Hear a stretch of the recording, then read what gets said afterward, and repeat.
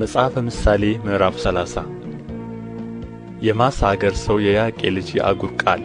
ሰውየው ለኢቲኤልና ለኡካል እንደዚህ ይናገራል። እኔ በእውነት ከሰው ሁሉ ይልቅ ደንቆሮ ነኝ፣ የሰውም ማስተዋል የለብኝም። ጥበብንም አልተማርሁም፣ ቅዱሱንም አላወቅሁትም።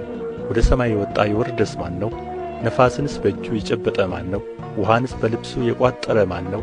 የምድርን ዳርቻ ሁሉ ያጸና ማን ነው? ይህን ታውቅ እንደሆን ስሙ ማን ነው? የልጁስ ስም ማን ነው? የእግዚአብሔር ቃል ሁሉ ተፈትናለች፣ እርሱ ለሚታመኑት ጋሻ ነው። እንዳይዘልፍህ ሐሰተኛም እንዳትሆን በቃሉ አንዳች አትጨምር። ሁለትን ነገር ካንተ እሻለሁ፣ ሳልሞትም አትከልክለኝ። ከንቱነትንና ሐሰተኛነትን ከእኔ አርቃቸው። ድህነትንና ባለጠግነትን አትስጠኝ፣ ነገር ግን የሚያስፈልገኝን እንጀራ ስጠኝ። እንዳልጠግብ እንዳልክድህም እግዚአብሔርስ ማን ነው እንዳልል፣ ድሃም እንዳልሆን እንዳልሰርቅም፣ በአምላኬም ስም በሐሰት እንዳልምል። እንዳይሰድብህ በደለኛም እንዳትሆን ባሪያህን በጌታው ፊት አትማ።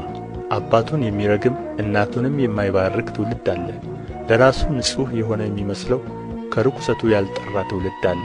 ከፍ ከፍ ያሉ ዓይኖች ያሉት ሽፋሽፍቶቹም ወደ ላይ የሚያዩ ትውልድ አለ። ድሆችን ከምድር ላይ ችግረኞችንም ከሰው መካከል ያጠፋና ይጨርስ ዘንድ ጥርሶቹ ሰይፍ መንጋጎቹም ካራ የሆኑ ትውልድ አለ።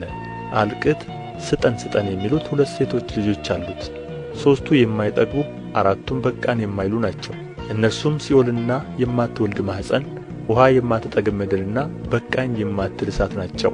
በአባቷ የምታላግጥን የእናቷንም ትእዛዝ የምትንቅን ዓይን የሸለቆ ቁራዎች ይጐጠጕጧታል፣ አሞራዎችም ይበሏታል።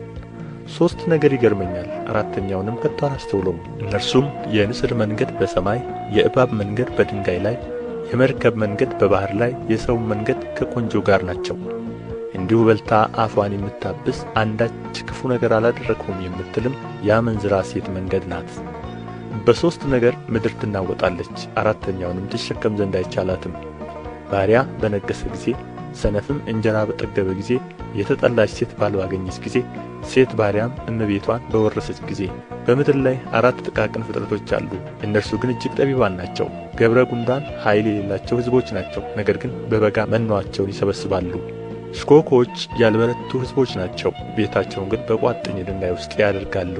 አንበጣዎች ንጉሥ የላቸውም፣ ሁላቸው ግን በመልካም ሥርዓት ይሄዳሉ። እንሽላሊት በእጅ ይያዛል፣ በነገሥታት ግቢ ግን ይኖራል። መልካም አረማመድን የሚራመዱ ሦስት ፍጥረቶች አሉ፣ አራተኛውም መልካም አካሄድን ይሄዳል። የአንበሳ ደቦል ከእንስሳ ሁሉ የሚበረታ የማይመለስ እንስሳንም የማይፈራ፣ በእንስቶች መካከል በድፍረት የሚራመድ አውራ ዶሮ፣ መንጋን የሚመራ አውራ ፍየል፣ በሕዝብ ፊት በግልጥ የሚናገር ንጉሥ። ከፍ ከፍ ስትል ስንፍናን ያደረግህ እንደሆነ ክፉንም ያሰብህ እንደሆነ እጅህን በአፍህ ላይ ጫን። ወተት መግፋት ቅቤን ያወጣል፣ አፍንጫንም መጭመቅ ደምን ያወጣል፣ እንዲሁም ቁጣን መጐተት ጠብን ያወጣል።